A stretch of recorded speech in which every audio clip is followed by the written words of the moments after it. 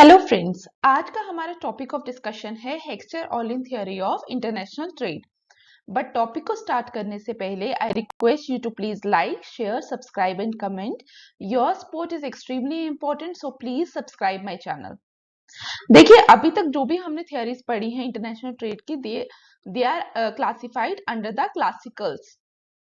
ठीक है, चाहे हम कंपैरेटिव एडवांटेज की बात करें, चाहे हम किसकी बात करें, एब्सोल्यूट एडवांटेज की, या अगर हम बात करें रेसिप्रोकल डिमांड की, जो ये तीनों थियरीज हैं, ये किसके अंदर आती है? It is it is a part of classicals model of international trade. But अब हम जो थियरी पढ़ने वाले हैं वो क्लासिकल्स की जगह किसके अंदर आएगी? These are not part of the classical theory, it is a part of modern theory of international trade.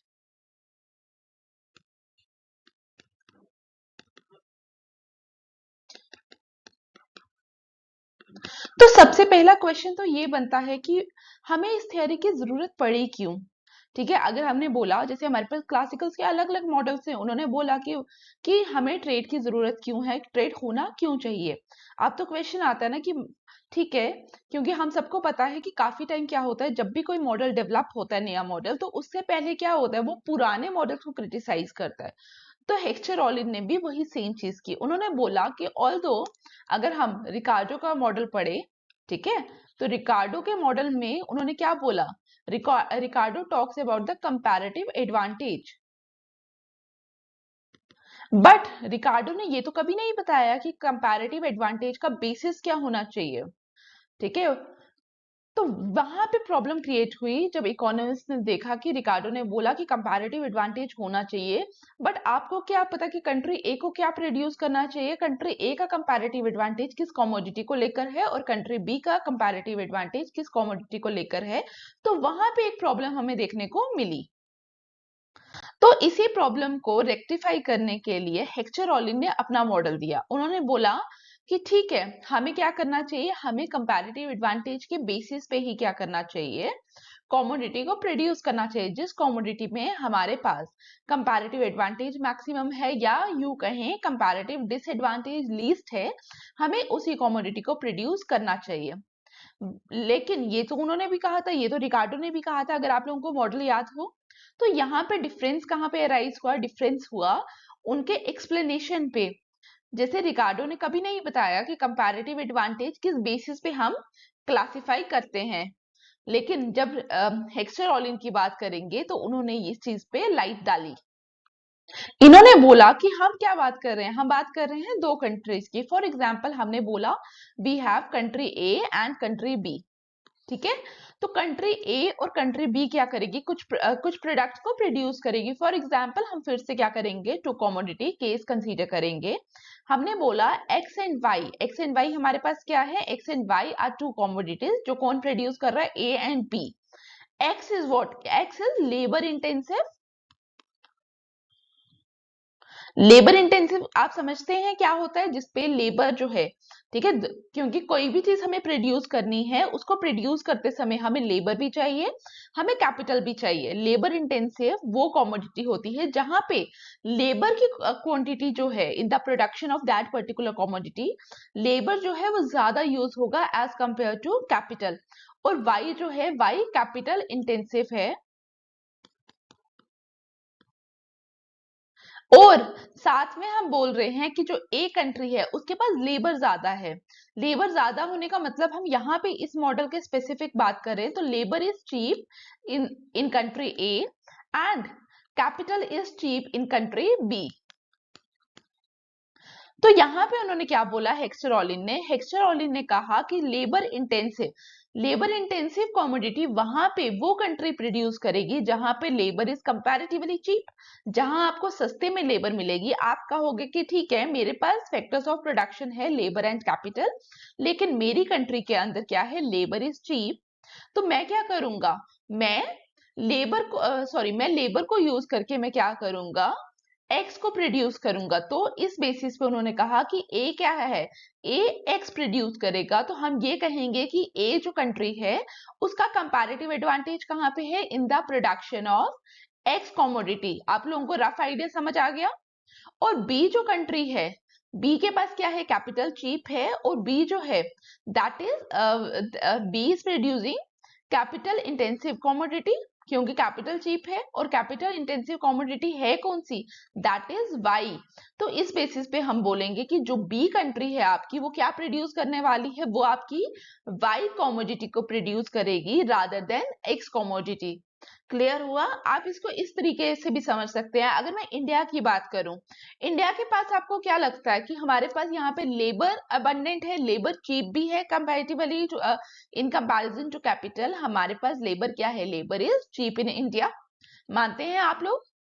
तो लेबर चीप है, और आप लोगों को पता है कि जो मेजरली जो हमारा प्रोडक्शन है वो किन कमोडिटीज को लेकर है, जहां पे लेबर ज्यादा यूज होती है एज कंपेयर टू कैपिटल। ठीक है, एग्रीकल्चर कमोडिटीज की बात करें, India is an agrarian economy.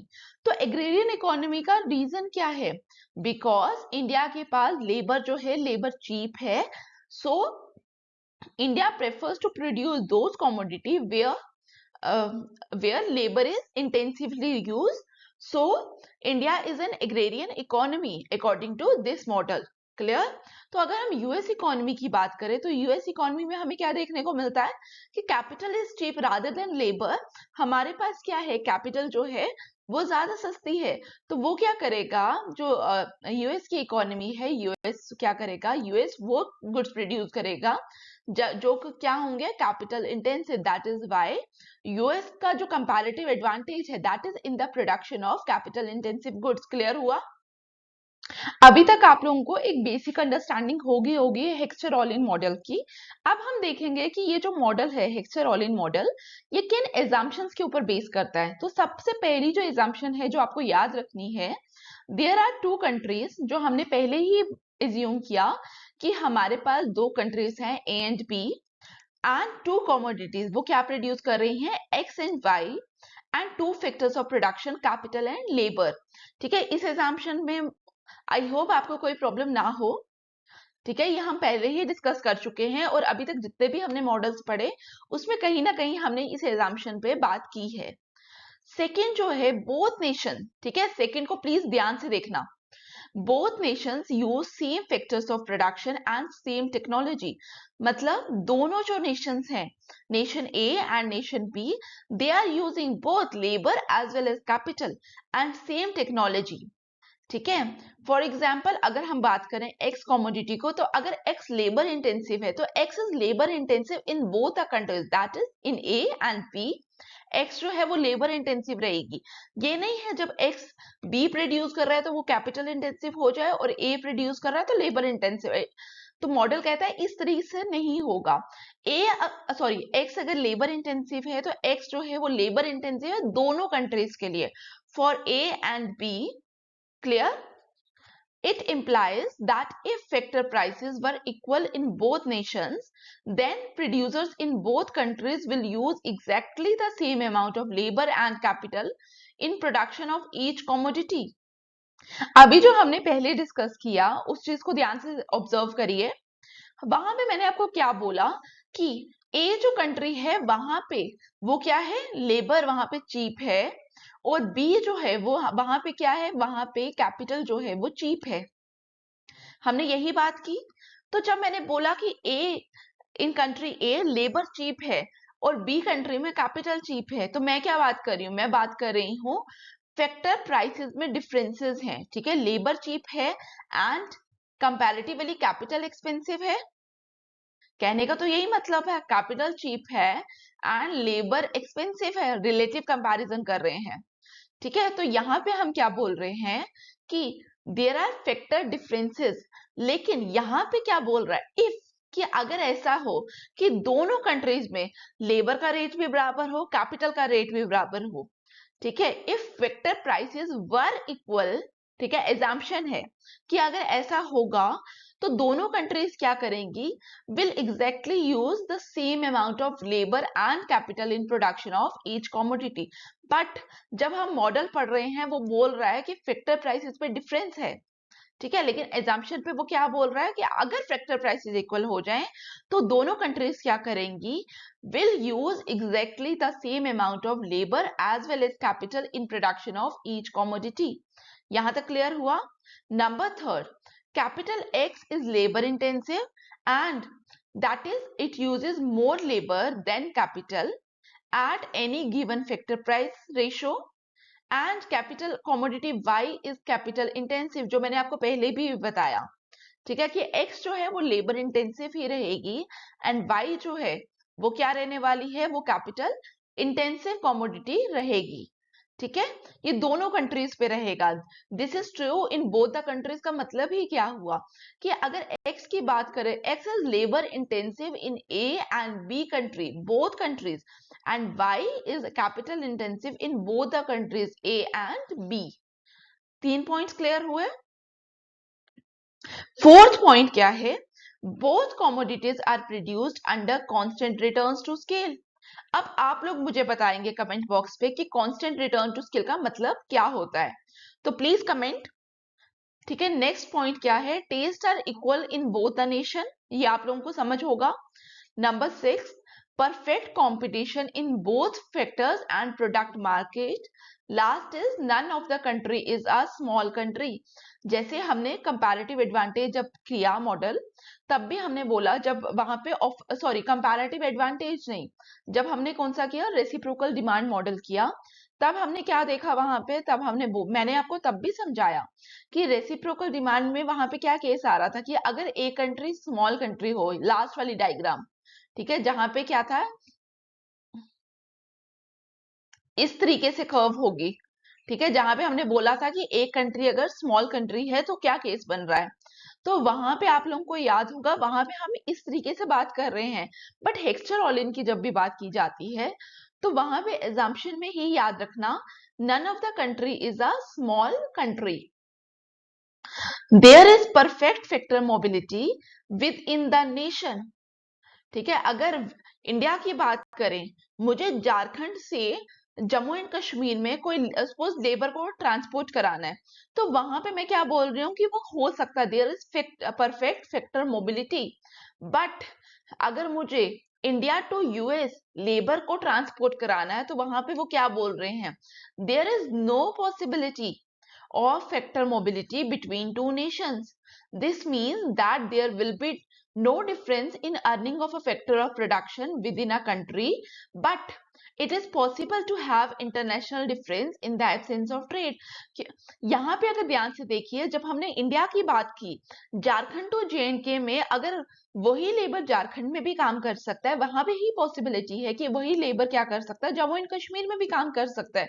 तो हम क्या बात कर रहे हैं कि जो लेबर का प्राइस झारखंड में होगा वही इंडिया में होगा, ठीक है, लेकिन जब वो ट्रांसपोर्ट ही नहीं हो रहा बिटवीन इंडिया एंड यूएस और बिटवीन एनी टू कंट्रीज, तो वहां पे क्या है, अगर जो लेबर आपको इंडिया में सस्ता मिल रहा है, तो वो अगर ट्रांसपोर्ट ही नहीं हो रहा इन द यूएस, तो क्या होगा, यूएस में उसी लेबर का प्राइस महंगा हो जाएगा, ठीक है, because of no possibility of transportation of factor of production. Clear? All factor resources are fully employed in both the countries and there is no obstruction to free trade. तो यहाँ पे भी उन्होंने किसकी बात की? They are also talking about free trade. ठीक है, ये चीज आप लोगों को ध्यान रखनी है, क्योंकि अभी तक जो हमने क्लासिकल्स भी पढ़े, classicals are also talking about free trade, तो यहाँ पे भी Heckscher Ohlin also talks about the free trade. This means that specialization will continue until prices of commodities are equal in both the countries. ठीक है, trade between two countries is balanced and country A1 is labor abundant and country 2 is capital abundant. अब यहाँ पे जब हमने बोला कि trade between the two countries is balance, इसका मतलब क्या है? इसका मतलब है अगर हम कंट्री के एक्सपोर्ट्स की बात करेंगे, they are also equal to countries import, ठीक है। तो अभी तक हम लोगों ने एग्जाम्पशन पार्ट क्लियर कर लिया। अगर फिर भी आपको एग्जाम्पशंस पे कोई प्रॉब्लम है तो प्लीज उनको कमेंट बॉक्स में मेंशन करिए, ठीक है। तो और आपको आई होप कि एक बेसिक आइडिया है कि किस बेसिस पे कंपैरेटिव एडवांटेज को हेक्स्चर-ओलिन जस्टिफाई कर रहे हैं, वो उन्होंने बताया कि कंपैरेटिव एडवांटेज का रीजन क्या है, ठीक है। मैं ये ज्यूम कर रही हूँ कि अब आपको वो चीज क्लियर है। ठीक है, अगर आपको फिर भी कोई प्रॉब्लम है तो प्लीज कमेंट बॉक्स के अंदर मेंशन करिए। अब हम डायग्राम की तरफ मूव करते हैं। अब डायग्राम को बनाते समय आप लोगों को दिमाग में रखना है, जब हम कॉमोडिटी एक्स की बात कर रहे हैं तो मैंने आपको पहले ही बोला X is what, X is labour intensive. Y की बात कर रहे हैं, Y is what, Y is capital intensive. और जब हम कंट्रीज की बात कर रहे हैं तो country A is what, country A is labour abundant and country B is what, country B is capital abundant। ठीक है, इसी बेसिस पे हमारी डायग्राम बनने वाली है।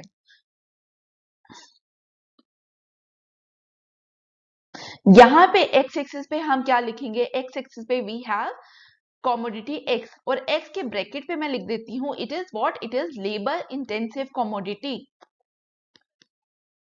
एंड वाई एक्सिस पे मैं क्या लिखने वाली हूं, वाई एक्सिस पे we have Y commodity that is capital intensive. अब यहां पे मैं क्या करूंगी, मैं प्रोडक्शन पॉसिबिलिटी कर्व बनाऊंगी दोनों कंट्रीज की, for country 1 and country 2 and I am assuming this is the situation before trade. ठीक है, जब दोनों के बीच में ट्रेड नहीं हो रहा, वो क्या करेंगी, वो दोनों कॉमोडिटीज को प्रोड्यूस करेंगी। और मुझे बताइए जो लेबर अबंडेंट कंट्री है वो क्या ज्यादा प्रोड्यूस करेगी, उसकी प्रोडक्शन पे आपको बायस किसकी प्रोडक्शन में मिलेगा, जो लेबर अबंडेंट कंट्री है वो कहीं ना कहीं बायस शो करेगी towards the production of X. तो मैं और लेबर अबंडेंट हमारी कौन सी कंट्री थी, दैट इज कंट्री 1। और हम कंट्री 1 का प्रोडक्शन, सॉरी कंट्री ए का हमने क्या किया, प्रोडक्शन पॉसिबिलिटी कर्व बनाया और हमने बोला एट सम पॉइंट को मार्क कर दो। ठीक है, दिस इज द पॉइंट जहां पे हमारे क्या हो रहा है, जहां पे हमारी कंट्री ए प्रोड्यूस कर रही है। हमने इस पॉइंट का नाम दे दिया, सॉरी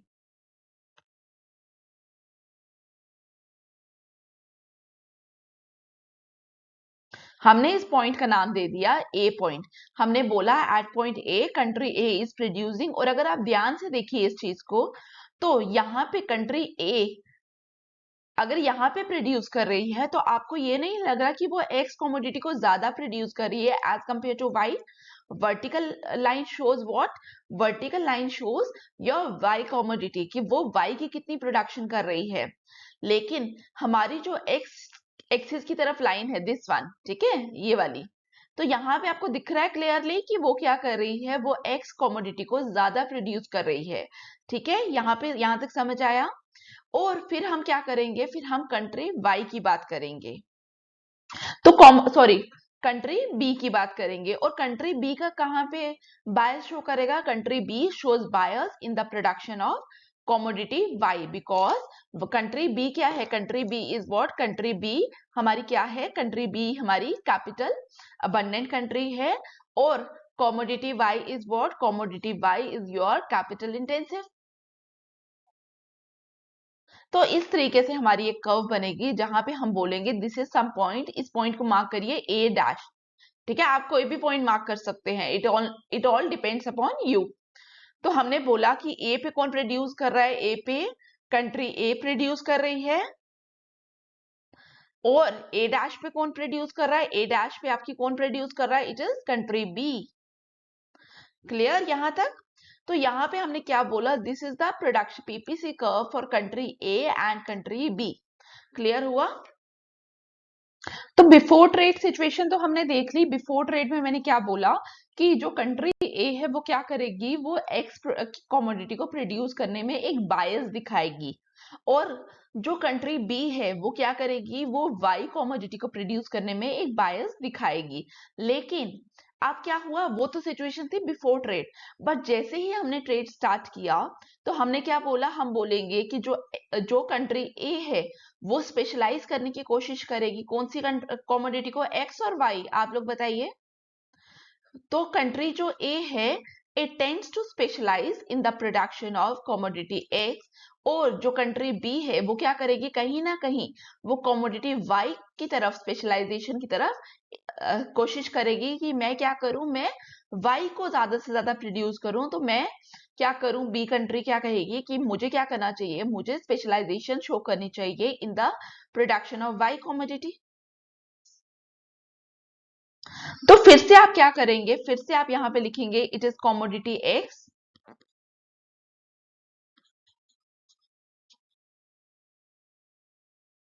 ठीक है। मैं यहां पे लिखती हूं ताकि साथ में एक्सप्लेनेशन भी हो सके, ठीक है। यहां पे क्या करेंगे हम, फिर से कमोडिटी एक्स, वाई एक्सिस पे हमारे पास क्या आने वाला है, कमोडिटी वाई।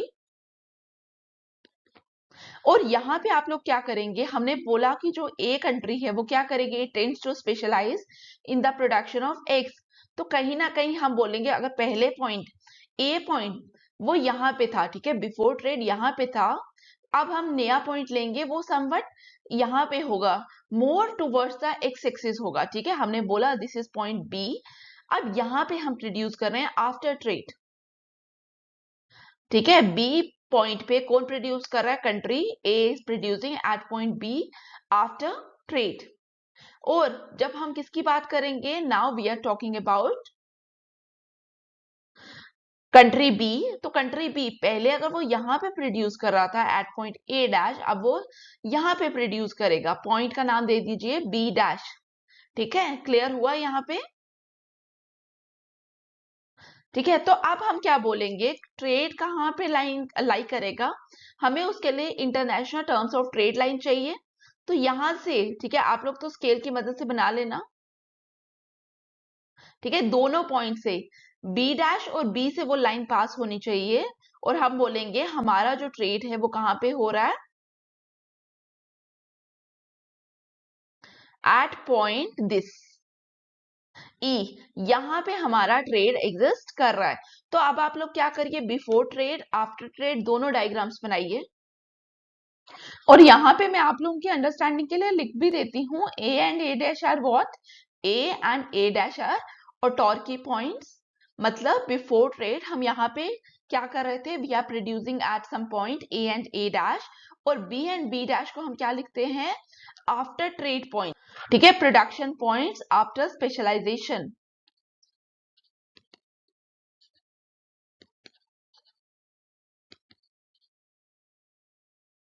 अब मैं यहाँ पे क्या करूंगी, जो ए और ए डैश है ये मैं डिलीट कर रही हूँ, ठीक है, क्योंकि बहुत सारी क्लमजी हो रही है डायग्राम। तो हमने क्या किया, हमने ए और ए डैश को डिलीट कर दिया। अब हमने क्या करना है कि कितना एक्सपोर्ट और कितना इंपोर्ट हो रहा है बिटवीन द बोथ कंट्रीज, अब हम उस चीज को एनालाइज करेंगे। लेट्स सी, अगर हम कंट्री ए की बात करें तो पहले हम देखेंगे कि कंट्री ए प्रोड्यूस कितना कर रही है। लेट्स सी, कंट्री ए की प्रोडक्शन कहाँ पे हो रही है, एट पॉइंट बी। तो यहाँ पे अगर ध्यान से देखिए तो country B, sorry, country A क्या प्रोड्यूस कर रही है, country A is producing O X one of commodity X and O Y one of commodity Y, ठीक है। यहां तक क्लियर हुआ। और हमने क्या बोला, हमने बोला कि ट्रेड हमारा एग्जिस्ट कर रहा है एट पॉइंट ई। जब ट्रेड आपका ई पे कर रहा है तो हम क्या करेंगे, नाउ यहां पे मैं पॉइंट दे रही हूं इसको एक्स ई, ठीक है। तो यहाँ पे देखिए आप क्या कर रहे हैं, हम यहाँ पे ट्रेड कर रहे हैं। तो ट्रेड के टाइम हम क्या करेंगे, हम out of total O X one हम क्या करेंगे, हम कुछ एक्सपोर्ट करेंगे। और कंट्री ए जो है वो क्या कर रही है, कंट्री ए वो लेबर इंटेंसिव गुड को ज्यादा की प्रोडक्शन पे स्पेशलाइजेशन कर रही है। तो वो एक्सपोर्ट भी क्या करने वाली है, country A is going to export commodity X rather than commodity Y. तो कंट्री ए आप क्या करेगी, country A out of O X one वो कितना एक्सपोर्ट कर रही है, country A is exporting X one x E. This is the line जो क्या कर रही है। और ध्यान से देखिए ये कहाँ पे पॉइंट्स आ रहे हैं, प्रोडक्शन और ट्रेड के बीच में। क्लियर यहां तक।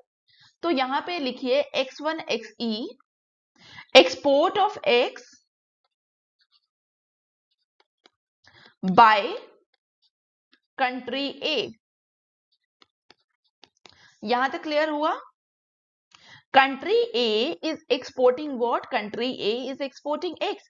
बट अगर वो एक्सपोर्ट कर रही है इसका मतलब क्या हुआ कि जो दूसरी कंट्री है दैट इज कंट्री बी वो इंपोर्ट कर रही होगी।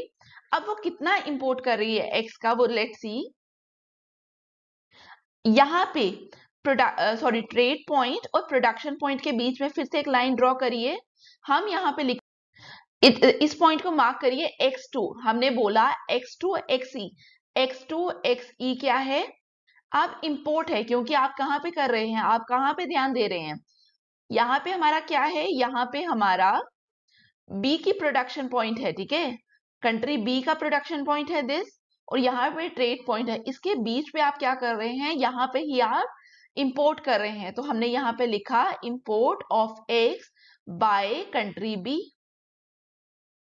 क्लियर हुआ? ये तो हमने एक्स कॉमोडिटी का एक्सपोर्ट एंड एक्स कॉमोडिटी के इंपोर्ट की बात की। अब हम क्या करेंगे? वाई कॉमोडिटी के एक्सपोर्ट और वाई कॉमोडिटी के इंपोर्ट की बात करेंगे। अब हमने क्या किया था, जैसे हमने बोला टोटल कितना प्रोड्यूस हो रहा है एक्स कॉमोडिटी का, ओ x1। अब हम देखेंगे टोटल किसका? वाई कॉमोडिटी का। तो हम बोल रहे हैं दिस इज, ठीक है, ओ, इसको मार्क कर लीजिए कोई पॉइंट। ओ y2 इतनी टोटल प्रोडक्शन कर रहा है, कौन? Country B for Y commodity. कितना टोटल प्रोड्यूस हो रहा है? ओ y2। तो आउट ऑफ ओ y2 हमने क्या देखना है कि ये कंट्री एक्सपोर्ट कितना कर रही है और ए कंट्री इंपोर्ट कितना कर रही है। Let's see. और आपको एक्सपोर्ट और इंपोर्ट देखना आ गया होगा, आई होप। देखिए, सबसे पहले अगर हम एक्सपोर्ट की बात करें तो एक्सपोर्ट के लिए हमें लाइन कहां से ड्रॉ करनी है? ट्रेड पॉइंट से। तो यहाँ पे हमने बोला दिस इज पॉइंट वाई ई। तो यहाँ पे आप लिख दीजिए वाई टू वाई ई क्या है हमारे पास? एक्सपोर्ट और Y by country B. Clear हुआ यहां तक? अब यहाँ पे देखिए, अब हमने क्या करना है? हमें देखना है इंपोर्ट और Y by country A. Import के लिए हम क्या देखेंगे? ट्रेड पॉइंट और कौन सा? जहां पे प्रोडक्शन पॉइंट था, पीपीसी कर्व कहां पे थी, ठीक है, दिस पॉइंट। हमने बोला y1 ye is the import of y bye country A. Clear हुआ यहां तक? अब हेक्सचर ऑलिन की जब हमने एजम्पशंस पढ़ी, हमने वहां पे किसकी बात की? We talk about the balance rate. ठीक है, बैलेंस रेट का मतलब क्या है? Value of export plus value of imports must be 0। तो यहां पे उन्होंने क्या बोला? उन्होंने बोला प्राइस ऑफ एक्स इनटू, उन्होंने बोला प्राइस ऑफ एक्स, ठीक है, जो भी एक्स का प्राइस होगा इनटू x1 इज व्हाट। जब हमने डायग्राम बनाई तो ध्यान से देखिए, मैंने बोला था ओ x1, x1 is the total production. तो वहां पे हमने यही लिखा x1 टोटल आउटपुट माइनस, तो एक्सी वहां पे क्या था? जितना आप कंज्यूम कर रहे थे, जितना आप एक्सपोर्ट नहीं कर रहे थे। और इन दोनों का डिफरेंस आपको कहीं ना कहीं ये नहीं लगता? It is x1 xe, that is value of the exports. तो price of x into quantity of exports plus price of y, उसी रीजन से हमारा यहाँ पे क्या निकलेगा? जो हमारा क्या हो रहा है? इंपोर्ट। तो value of export plus value of import for country 1 is equal to 0। और लाइकवाइज हमने क्या बोला कि सेम इज द केस जब हमारा वापस से क्या हो रहा है? For country 2 value of exports plus value of import क्या हो रहा है? It comes out to be 0। ठीक है, यहां तक क्लियर हुआ? तो यहाँ पे हम इस स्लाइड में बात किसकी करें? We are talking about balance rate. अब हम देखेंगे एक्सप्लेनेशन पार्ट। देखिए, जो मैंने ये लिखा है ये हम लोग ऑलरेडी डिस्कस कर चुके हैं। यहाँ पे क्या लिखा गया है? The Heckscher Ohlin theorem states that a country has a comparative advantage in the production and export of that commodity which uses more intensively the country's relatively abundant factors of production। तो अगर आप ध्यान से इस चीज को देखिए, तो जब हमने किसकी बात की? जब हमने बात की कंट्री ए की, तो मैंने बोला कि कंट्री ए प्रोड्यूस कर रही है what? Country A tries to specialise in the production and export of commodity X. उसके पीछे का रीजन आपको मैंने क्या बताया? उसके पीछे का जो रीजन था मैंने आपको बताया वो क्या था कि कंट्री ए जो है उसके पास वो क्या है, वो लेबर अबंडेंट कंट्री है। और कंट्री बी जो है वो स्पेशलाइज कर रही है in the production and export of what, in the production and export of commodity y. और वाई हमने क्या बताया कि वाई क्या थी, y is a capital intensive country. और y country B is trying to specialise in the production and export of that commodity, the reason being country B is capital abundant country. ठीक है, यही चीज हमने यहाँ पे भी लिखी है। अब देखिए ध्यान से, जब हमने बोला कि कंट्री ए जो है दैट इज लेबर अबंडेंट,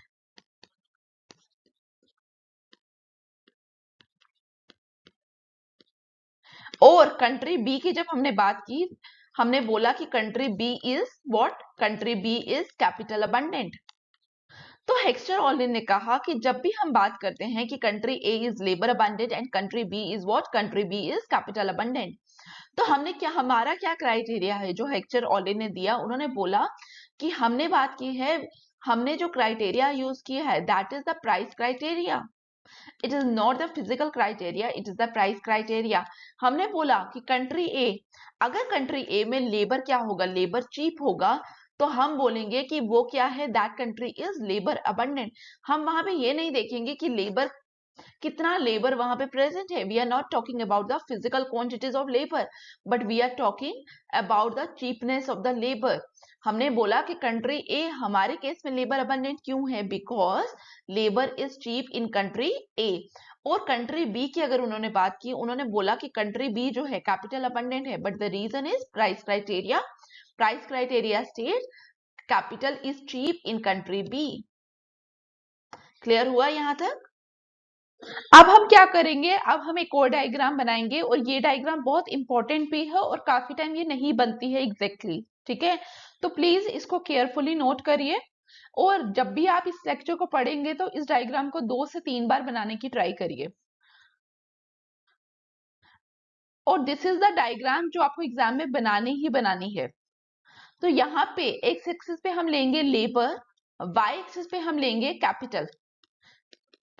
ठीक है, तो यहाँ पे हम बेसिकली बताने की कोशिश क्या करेंगे, हम बताने की कोशिश करेंगे जो लेबर अबंडेंट कंट्री है वो क्या, कौन सी कॉमोडिटी प्रोड्यूस करेगी, और जो कैपिटल इंटेंसिव कंट्री है, सॉरी कैपिटल अबंडेंट कंट्री है, वो कौन सा प्रोडक्ट प्रोड्यूस करने वाली है। तो यहाँ पे हमने क्या किया, वाई एक्सिस पे हमने कैपिटल लिया और एक्स एक्सिस पे हमने लेबर लिया। और जो इससे पहले हमने दोनों डायग्राम्स बनाई, अगर आप लोगों ने ऑब्जर्व किया होगा, तो वहां पे और इस पे क्या फर्क है, इस पे और उस पे ये फर्क है कि जब हमने वो वाली डायग्राम्स बनाई तो एक्स एक्सिस के ऊपर हमने क्या लिया, एक्स एक्सिस के ऊपर हमने क्या लिया, हमने कॉमोडिटीज को लिया, लेकिन यहाँ पे हम क्या ले रहे हैं, यहाँ पे हम फैक्टर्स ऑफ प्रोडक्शन को ले रहे हैं। हम बोलेंगे this is the price line, P not, P not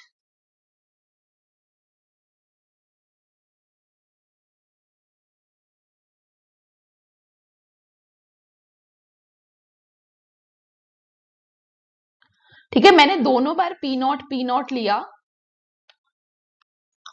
P not क्या है, P not is the factor price ratio in the country B. और यहाँ पे अगर आप ध्यान से देखिए तो मेरी जो पी नॉट है दैट इज स्टीप। तो स्टीपनेस का दिखाने का मतलब क्या है, यहाँ पे स्टीपनेस से मैं ये बताना चाह रही हूँ कि जो कंट्री बी है मेरी, वहां पे क्या है, that is capital abundant country, वहां पे कैपिटल चीप है। ठीक है, और यहाँ पे अब मैं क्या करूंगी, अब मैं कंट्री जो ए है मेरी दैट इज लेबर अबंडेंट, वहां के लिए भी क्या करूंगी, फैक्टर प्राइस रेशियोज को ड्रॉ करूंगी। तो this is what, this is मेरी P1 लाइन।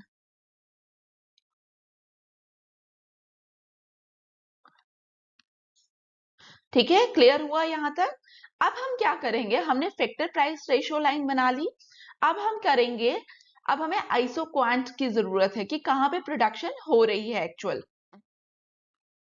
अब हम एक लेबर गुड का, ठीक है, that is labour intensive good के लिए आइसो क्वांट ड्रॉ करेंगे, और अब हम दूसरा हम किसके लिए ड्रॉ करेंगे, कैपिटल इंटेंसिव गुड के लिए।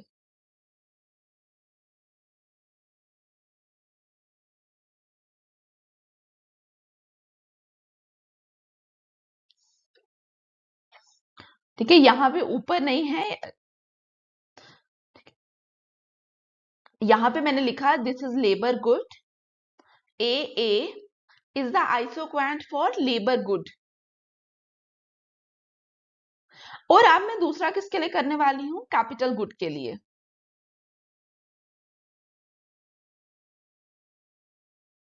ठीक है, BB is what? BB is the isoquant for capital good. और यहाँ पे अगर आप ध्यान से देखिए तो दोनों आइसोक्वेंट एक पॉइंट पे मीट कर रहे हैं. इस पॉइंट को हम नाम दे देंगे Q. अब यहाँ पे मीट क्यों कर रहे हैं? यहाँ पे मीट करने के पीछे का रीजन है, लेट्स सी.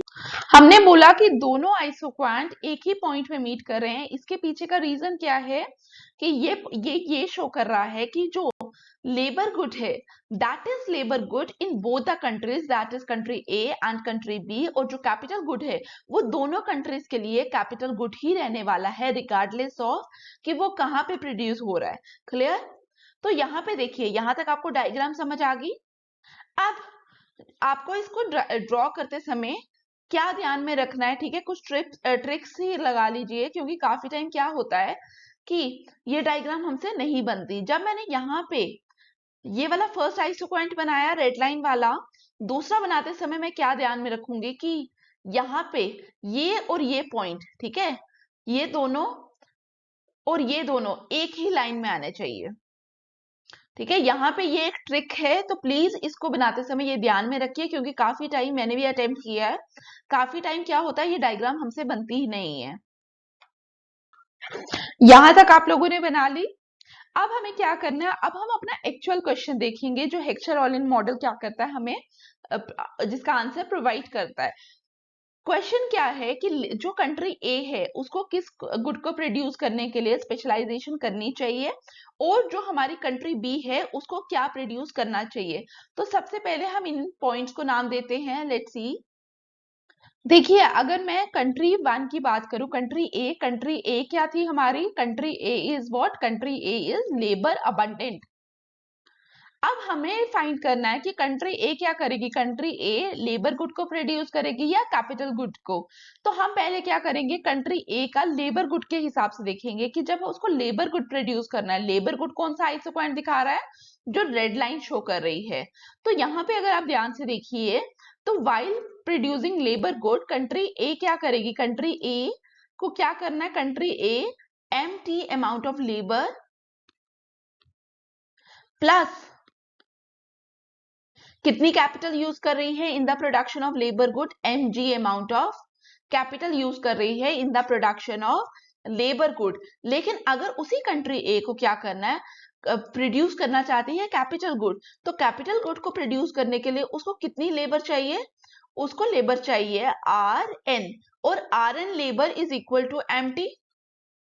ठीक है, लेबर पे कोई फर्क नहीं है, सेम अमाउंट ऑफ लेबर चाहिए in the production of capital good. लेकिन कितनी कैपिटल चाहिए? पहले उसको लेबर गुड को प्रोड्यूस करने के लिए mg कैपिटल चाहिए थी. ठीक है, यहाँ पे देखिए दिस वन mg. लेकिन अगर आप उसको कैपिटल गुड प्रोड्यूस करना है, उसको कितनी कैपिटल चाहिए? कंट्री ए रिक्वायर rg. ठीक है, rg अमाउंट ऑफ कैपिटल. और rg और mg में कितना डिफरेंस है? rg और mg में mr का फर्क है, mr एक्स्ट्रा कैपिटल चाहिए. तो आप मुझे बताइए, with the same amount of labour but with more amount of capital, क्या कंट्री ए को कैपिटल गुड की स्पेशलाइजेशन की तरफ जाना चाहिए या नहीं जाना चाहिए? तो डेफिनेटली कंट्री ए को क्या करना चाहिए? Country A should specialize in the production of labour good. तो आप लोगों ने बताया कि वाई कंट्री ए को लेबर गुड को प्रोड्यूस करना चाहिए. ठीक है, अब हम लोग क्या देखेंगे, अब हम कंट्री बी की बात करते हैं. अगर मैं कंट्री बी की बात करूं, ठीक है, अब मैं इसको इरेज कर रही हूं.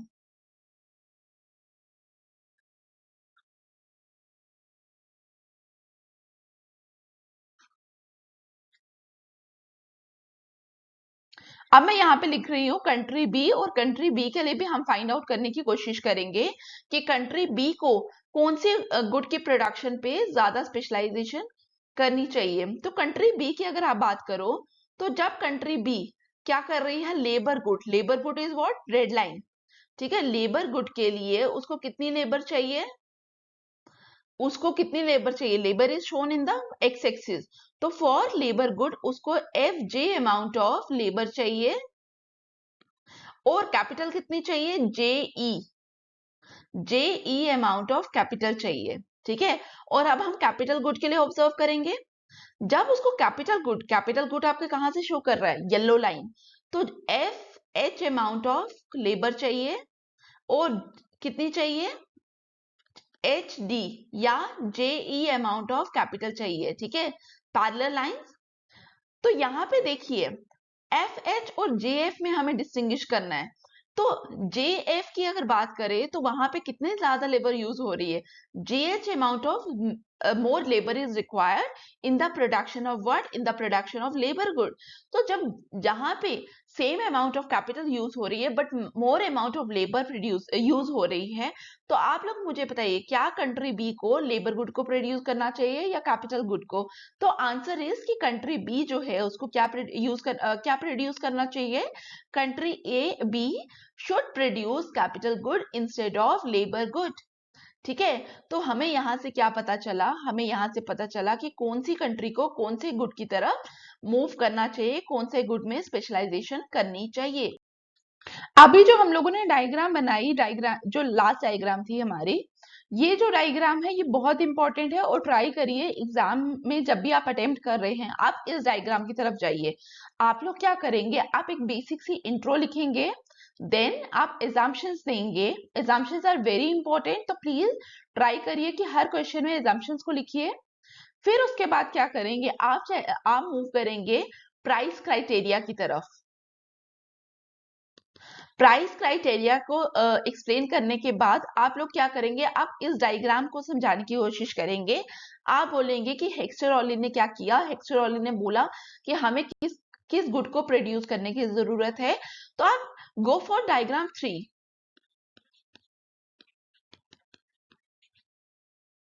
Then comes the conclusion part.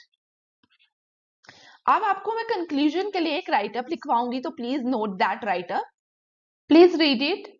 Thus, we can say that Hexter-Ohlin theorem emphasizes the benefits of international trade and the global benefits to everyone when each country।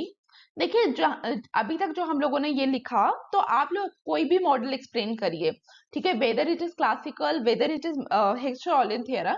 तो हर मॉडल क्या कर रहा है, हर मॉडल आपको कहीं ना कहीं बेनिफिट्स ऑफ इंटरनेशनल ट्रेड की तरफ ही लेकर जा रहा है। तो ये कंक्लूजन जो है ये एक जेनरिक कंक्लूजन है, तो आप इसको कहीं पे भी डाल सकते हैं। अभी तक का जो वो वाला पार्ट था लास्ट स्लाइड के अंदर, वो तो आप कहीं पे भी लिख सकते हैं, बट ये जो लाइंस हैं ये स्पेसिफिकली फॉर दिस मॉडल है। तो लिखिए, puts the most effort into exporting resources that are domestically naturally abundant, all countries benefit when they import the resources they naturally lack। ठीक है, यहां तक क्लियर हुआ। तो आज के थ्योरी के अंदर हम लोगों ने क्या देखा, हमने एक इंट्रो पार्ट देखा, हमने फिर उसके बाद क्या देखा, हमने एग्जाम्पशंस देखी, देन हमने डायग्राम देखी, और आप लोगों को कौन सी डायग्राम एग्जाम्स के लिए तैयार करनी है, दैट इज डायग्राम 3। फिर हमने एक कंक्लूजन पार्ट देखा। अब आप लोगों को इस टॉपिक के लिए कौन सी बुक रेफर करनी है, ठीक है, मैंने जो बुक रेफर की है that is AG manure, but आप सेल्वेटोर भी रेफर कर सकते हैं। It all depends upon you कि आप कौन सी बुक को रेफर करना चाहते हैं, ठीक है। आप इन दोनों में से कोई भी रेफर करिए, बट रीड जरूर करिए। और इस मॉडल के लिए स्पेसिफिकली डायग्राम को ध्यान से देखिए, ठीक है। और एक ट्रिक जो डायग्राम 3 को बनाते हुए ध्यान में रखनी है वो क्या है, मैं यहाँ पे कुछ पॉइंट्स लिख रही हूँ, तो please note down. Point J and F and R and M, ठीक है, जब आपने डायग्राम बनाई होगी तो आप लोग वहां पे देखिए कौन कौन से पॉइंट्स हैं। Should be on one line, ठीक है, मैंने आपको पहले ही बताया था, JF इस तरीके से आ रहा था, RM इस तरीके से आ रहा था, ठीक है, एक ही लाइन पे आने चाहिए। एंड Q जो हमारा पॉइंट ऑफ इंटरसेक्शन था वो हमारा P1 लाइन के ऊपर आना चाहिए, ठीक है। ये पॉइंट्स मैं आपको क्यों बता रही हूँ, क्योंकि जब भी आप एग्जाम में अटेम्प्ट करते हैं या आप डायग्राम की प्रैक्टिस कर रहे हैं, तो ये एक ऐसी डायग्राम है जो काफी टाइम नहीं बन पा रही है, ठीक है, और एग्जाम में हमारे पास इतना टाइम नहीं होता है कि हम क्रॉस करेंगे और वापस से बनाएंगे। तो इसलिए प्लीज इस पॉइंट का ध्यान रखिए। काफी लोगों को लगेगा कि ये बहुत वेग चीज है, लेकिन जब भी आप अटेम्प्ट करेंगे डायग्राम तो आपको लगेगा दिस इज वेरी इंपॉर्टेंट, ठीक है। तो प्लीज इस चीज पे ध्यान दीजिए। आई होप आज का लेक्चर आपको वैल्यूएबल लगा हो, और अगर आज का लेक्चर आपको वैल्यूएबल लगा है तो please like share subscribe and comment. Thank you for watching.